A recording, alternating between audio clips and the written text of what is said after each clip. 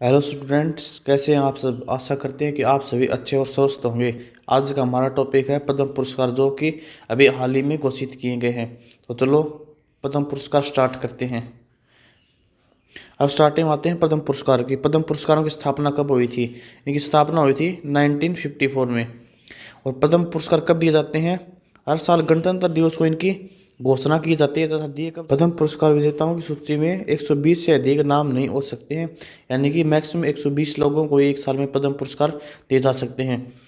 1975 में 3 श्रेणियों क्रम से पद्म विभूषण, पद्म भूषण और पद्मश्री का नामकरण किया गया। अब इनकी स्टार्टिंग कब हुई थी? 1954 में। तब केवल दो ही पद्म पुरस्कार दिए जाते। पहला था पद्म विभूषण और पद्म भूषण।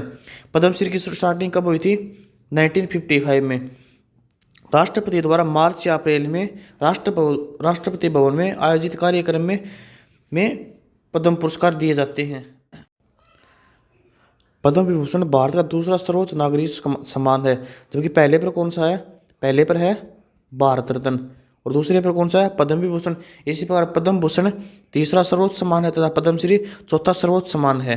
ठीक है, पहले पर कौन सा है? भारत रत्न है, और दूसरे पर कौन सा है? पद्म विभूषण है, और तीसरे पर पद्म भूषण, और चौथे पर पद्मश्री है। इसी प्रकार जिन लोगों को पद्म पुरस्कार दिए जाते हैं उन्हें अलग अलग रंगों द्वारा दर्शाया जाता है, यानी कि हरा रंग विदेशी लोगों को इंगित करता है, लाल रंग जिन्हें मरणोपरांत दिया जाता है उन्हें लाल रंग से किया जाता है, और पीला रंग किनको? महत्वपूर्ण हस्तियों को इंगित करता है, तो नीला रंग महिलाओं को इंगित करता है। आपके लिए इंपॉर्टेंट क्या है? येलो वाला आपके लिए इंपॉर्टेंट है कि येलो रंग किसको इंगित करता है? दो कौन किसे करता है? महत्वपूर्ण हस्तियों को। तो नीला रंग किसे करता है? महिलाओं को इंगित करता है। स्टार्ट अब स्टार्ट करते हैं पद्म पुरस्कार 2022 से। पद्म पुरस्कार 2022 की घोषणा कब की गई है? 25 जनवरी को राष्ट्रपति रामनाथ कोविंद द्वारा इस वर्ष 73वें गणतंत्र दिवस की पूर्व संध्या पर 128 पद्म पुरस्कार प्रदान किए जाने के लिए मंजूरी दी गई। जिन पद्म विभूषणों की संख्या कितनी है? 4 है। और पद्म भूषण कितने दिए गए हैं? टोटल 17। और पद्मश्री कितने? 107 लोगों को दिए गए हैं। पद्म विभूषण कितने लोगों को दिया गया है? पद्म विभूषण दिया गया है 4 लोगों को, जिनमें पहला कौन है? प्रभा अन्य है। इनका संबंध किससे है? इनका संबंध कला से, तथा ये महाराष्ट्र से बिलोंग करते हैं। दूसरे हैं राधेश्याम खेमका जी, इन्हें मरणोपरांत दिया गया था। इनका संबंध किससे है? साहित्य एवं शिक्षा से, और इनका संबंध कौन से राज्य से है? ये उत्तर प्रदेश से बिलोंग करते हैं। तीसरे हैं कल्याण सिंह, इन्हें भी मरणोपरांत दिया गया तथा ये किस क्षेत्र से संबंधित थे? ये थे लोक कार्य से संबंधित, और ये भी कहाँ से थे? उत्तर प्रदेश से थे। और ये कल्याण सिंह जी राजस्थान के पूर्व राज्यपाल भी रह चुके हैं। ठीक है, अब आते चौथे नंबर आते जनरल विपिन रावत, और इन्हें भी क्या मरणोपरांत पद्म विभूषण दिया गया था। इनका संबंध किससे था?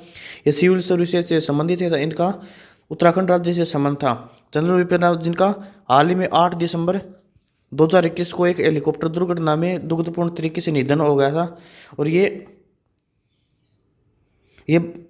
तथा जनरल विपिन रावत जी भारत के फर्स्ट सीडीएस भी थे। ठीक है, आपको याद क्या रखना है कि भारत के प्रथम सीडीएस यानी कि chief defence staff of the कौन थे? तो वो थे जनरल विपिन रावत। इनका निधन कब हो गया था? 8 दिसंबर 2021 को एक हेलीकॉप्टर दुर्घटना में हो गया था। ठीक है, अब आते हैं पद्म भूषण। पद्म भूषण कितने लोगों को दिए गए? ये दिए गए 17 लोगों को, जिनमें पहले कौन है? गुलाम नबी आज़ाद। ये किससे संबंधित है? ये लोक कार्य से संबंधित है तथा ये जम्मू कश्मीर से संबंधित है। अब दूसरे आते हैं देवेंद्र झाझड़िया, मोस्ट इंपॉर्टेंट है आपके लिए। इनका ये किससे खेल से संबंधित है? ये है जेवलिन थ्रो से संबंधित है। इनका कौन? अब दूसरे नंबर पर आते हैं देवेंद्र झाझड़िया, मोस्ट इंपॉर्टेंट। इनका खेल भाला फेंक है। ये एक पैरा एथलीट है तथा ये राजस्थान के चूरू जिले से संबंधित है।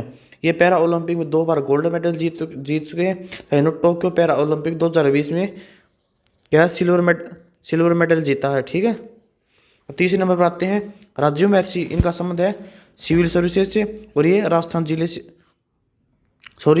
से संबंधित है। चौथे हैं सत्यनारायण नडेला, ये व्यापार उद्योग से और अमेरिका से। ये कौन है वर्तमान में?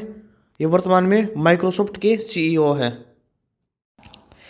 अगले है सुंदर पिचाई। सुंदर पिचाई का संबंध किससे है? ये व्यापार और उद्योग से संबंधित था। ये वर्तमान में अमेरिका में है। सुंदर पिचाई कौन है वर्तमान में?